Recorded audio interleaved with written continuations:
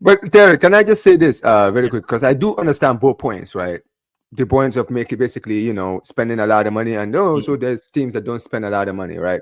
Now, here's the thing: if you look at a club, for example, I look at Chelsea as an example under the ownership that they currently have, Clay Lake, right? They've invested so much money, spent like 100 million on players like Mudryk, right? They've spent countless amounts of money for the past few seasons, and it didn't really yield much, right? They finished mid-table, right? They finished in the top 7 or 8. They finished in the Europa League last season, right? Mm-hmm. But the thing is, they were buying a lot of good players and players that had potential to be great, right? And they was locking them to a long-term contracts. And anyone who was really watching what Chelsea were doing was basically just saying that when you look at the Chelsea team, and I even said this, I was like, with Chelsea, I feel like if they stumble into the right manager who can bring the best out of this incredibly stacked squad, I think that this Chelsea team can go to so many different areas. You understand what I'm saying, right? They have levels they can reach. And the funny thing is, we're seeing that this season with Maresca, right? What Maresca has done is that he's taken this Chelsea team full of amazing, great players who have potential to be great, right? Build a system that would bring the best out of every single one, and you're seeing what's happening. The opposite of that is this, Terry, right?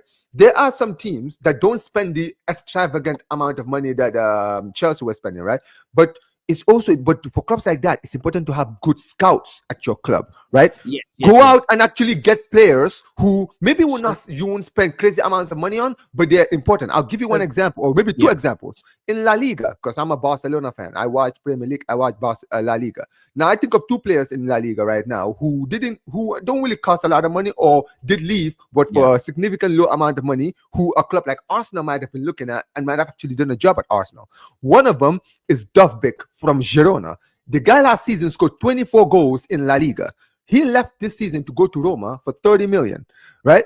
A player like that, who, since he's been in the league, has actually been putting a lot of good figures in La Liga, right? Has proven that he knows where the back of the net is, and is not going to cost crazy extravagant amount of money. So I get where you're coming from completely. And this is the thing. You get a lot of people like these weird comments that go, this man would die for Arsenal. It's embarrassing. Again, I'm not defending Arsenal.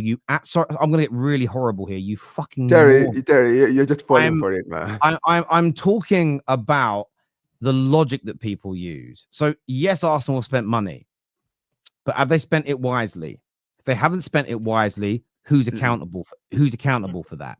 And these are the grown-up conversations that have to be had. Do you know in the same period that Arsenal have improved their squad from a mid-table team to title challengers by spending 790 million euros?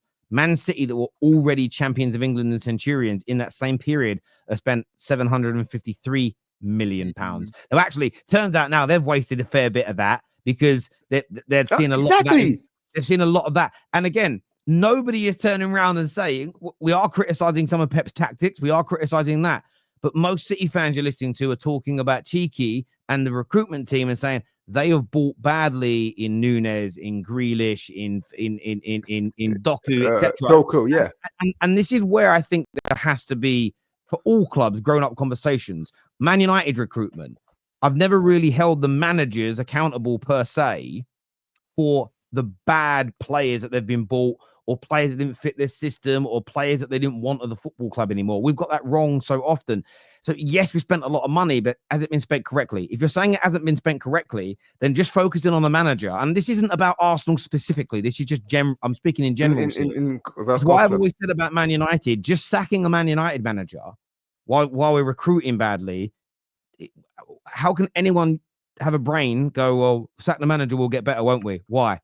Because if we're recruiting badly, we're going to keep recruiting badly, and no manager is going to have players that can create a good enough team that's ever going to have sustained success. And that's where, listen, and by the way, if people think Arteta's, you can also think the recruitment's bad and we need to get better there. But I also think Arteta, I also think Ten Hag, I also think this manager, I also think that manager is bad. And I want them gone as well. Those are two separate conversations. But I think sometimes, and we talked about this the other day, and it happens, it's been going on with Rashford today, and I think it goes on in the Arsenal fan base a lot, is people are so entrenched in their own ideology. I need to be right that Rashford was good enough, or I need to be right that Rashford wasn't. So when this news comes out, people are more concerned with being wrong or right than they are what's the best thing for Manchester United Football Club. When it comes to, I listen to a lot of Arsenal fans, and I need Arteta to stay and hopefully win, because then I can say I was right to back him. Terry, and I think that's what motivates a lot of people now more than what's actually the right thing to push for my football club. Now, the right thing, Terry, that is a good point. The right thing might be to keep Arteta. The right thing might be to get rid of him. But those conversations I don't think are happening amongst fans. A lot of people are just pushing what they want to happen for what they think will make them look better, or for them to come out on top in arguments. And I see it in all fan bases. And I think everybody can be guilty of this at times. Even myself, I'm human at the end of the day. But that's where I think a lot of these conversations become really tiring, because, and when people think like this, if they are not prepared at any point or stage to even try and understand somebody else's point of view and perspective. So if I hear an Arsenal fan say, for instance, let's take a look at United and Rashford. It's probably a better example, easier for me. If there's a United fan that says, look, Terry, I get people don't like Rashford, but I really feel that if we get him back feeling good, and we can make this system really balanced and the club really harmonious, this guy can score 30 to 40 goals a season consistently for us. If somebody really believes that, I can understand why they want him to stay, because they believe it. Doesn't mean they're right, but I understand why they would push it. There are other people that when you listen to their justifications, it's just, we're scapegoating him, we should keep him. Why? He's from the academy. Yeah, but why do you think we should keep him?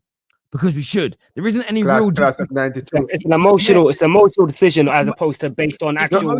There's no real. I think in their heart of hearts they know that he's got to go, but instead of being able to swallow that humble pie and say, do you know what? I just got it wrong. And it might not even be his ability that the problem is here. It doesn't sound like it's his ability. It sounds like his actual application in wanting to be here. But I just think a lot of these conversations are shrouded in, I really want to be right. And that's the thing, Terry. It's you know what it is, Terry? It's pride. It's a pride thing. One thing I've always said, for me as a football fan, I feel like it's for a lot of people, right? There's certain football fans, I don't even get into debates with them, because I can tell it's a lot of, for a lot of them, it's a pride thing. They don't want to be proven wrong, right? At the end of the day, we're here. When we come out here, we talk about, we state our opinions. We're not always right. We get it wrong sometimes. I admit I get things wrong. And when you get things wrong, right, you just have to be a man about it and just say, listen, at the end of the day, I got it wrong, right?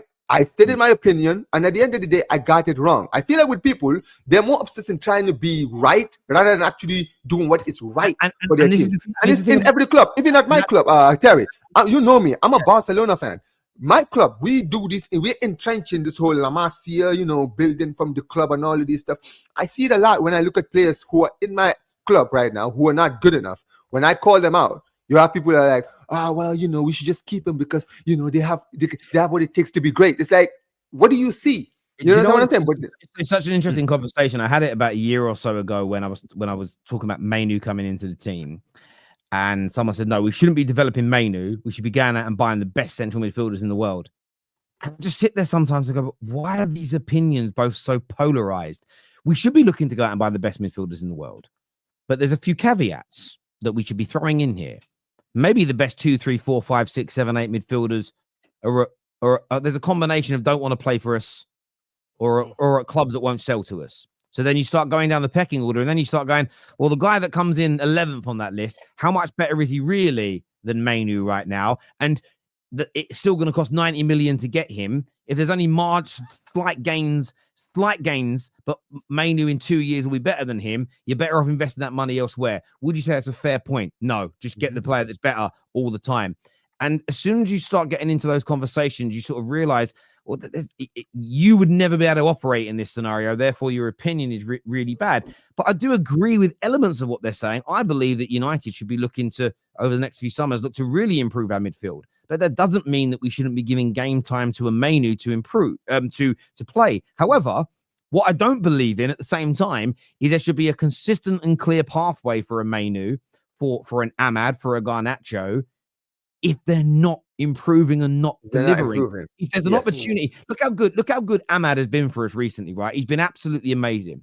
Say there was an opportunity to sign Saka or Palmer. Say one of those opportunities came up for Manchester United.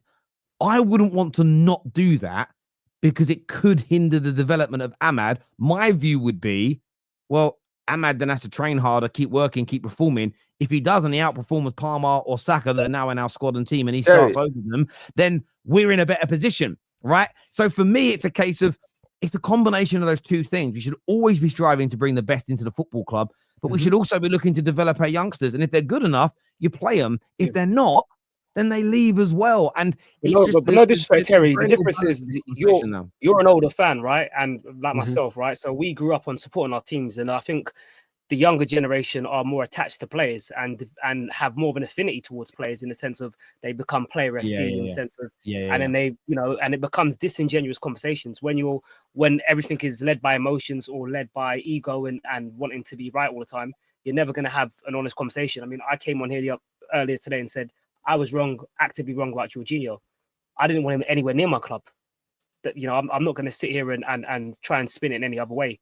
I looked at the profile that we were looking to sign between him and Caicedo. I thought that it looked strange to go from one player profile to somebody who's completely opposite, from a mobile, you know, box to box, ball winning, you know, centre midfielder to somebody who's got no legs and is a controller.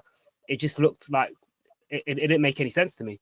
But he's been a decent signing, you know. A lot of people won't have these honest conversations and don't want to, you know, look at things objectively. It's all about. Yeah, you know, it's like the Kai Havertz signing at Arsenal. Do I think he's been this revelation, one of the greatest signings ever? No, but I don't think their problem has been Kai Havertz playing as their striker. Their problem has been the left-hand side has got worse. Your left-hand side has got worse in the sense of if Martinelli was delivering like he was 2 years ago and or better, if Trossard was delivering more, I don't think there'd be you'd be scoring more goals. You'd have won more games. You'd be top of the league or maybe a point off Liverpool. And nobody would be focusing on that part of your team. And it's kind of like, and by the way, that doesn't mean, but equally, when you have these conversations, someone will then go, so you're saying we shouldn't be trying to find a better striker? No, I didn't say that either. I'm just saying that it's more. He's not the main problem. Yes, he's not the main issue. And more than one thing can be right. At the same time. And Teddy, let me just add on to your point, because a few days, 2 weeks ago, right, on my channel, I did a video, right, where I was talking about Mo Salah's contract situation at Liverpool, right, where I said, why is it that if his contract is running out, why can't Barcelona try and sign him out in our right wing? You know what people in the comments were saying for my club?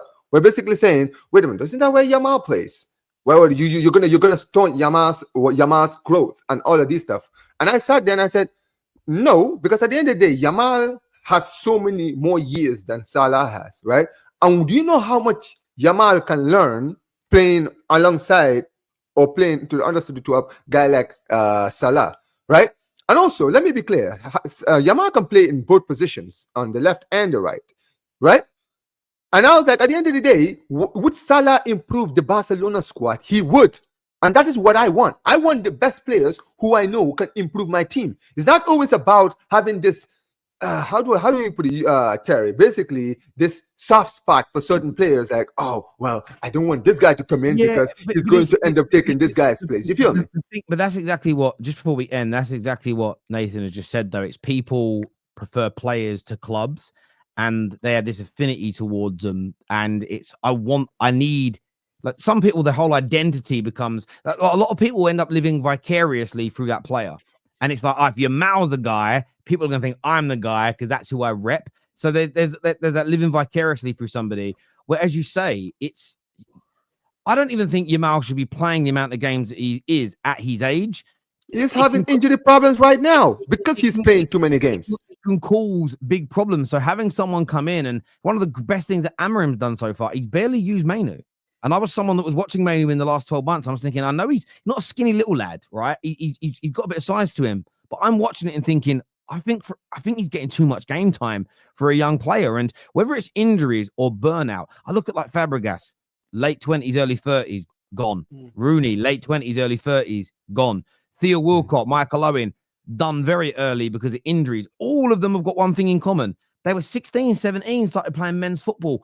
And maybe with hindsight, you look back, maybe they were all just used far too much at 16, 17, 18, 19. You then look at the players who went on for a lot longer. Some of these guys weren't breaking into the first teams and playing. Ryan Giggs is a fucking anomaly, and Maldini is an anomaly. But a lot of them weren't regular first teamers until 20, 21, 22. It's one of the things about Saka at Arsenal, where I do have a feeling, no matter how good he is, that with the amount of football he's played, because again, it's not even about injuries. It's most players will play 600-700 games in their career.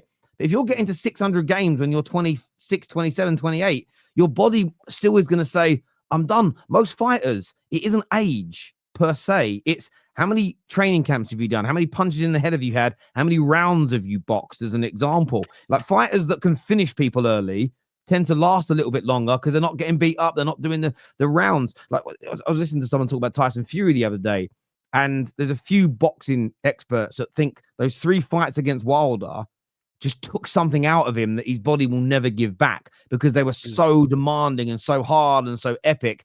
And that's just time on the ground. But boys...